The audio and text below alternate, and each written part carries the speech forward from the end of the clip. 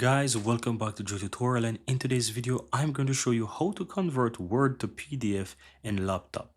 Now as you can see here on my screen, I have my Google Chrome open with google.com, and that's because I'm going to show you how to do this using two simple and popular websites that offers a ton of different PDF tools that you can utilize.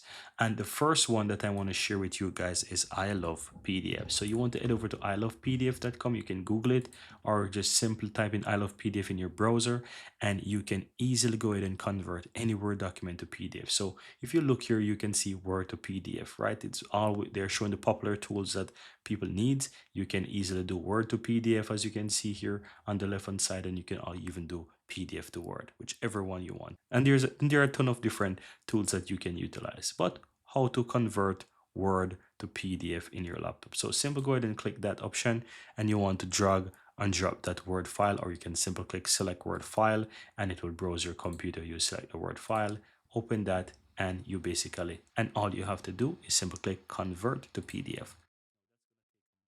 Short second to convert, and it will even start to automatically download for you, right? If the download doesn't start automatically, you can start it yourself. But here you have it. My PDF document is ready, and this is how I can easily go ahead and convert Word to PDF.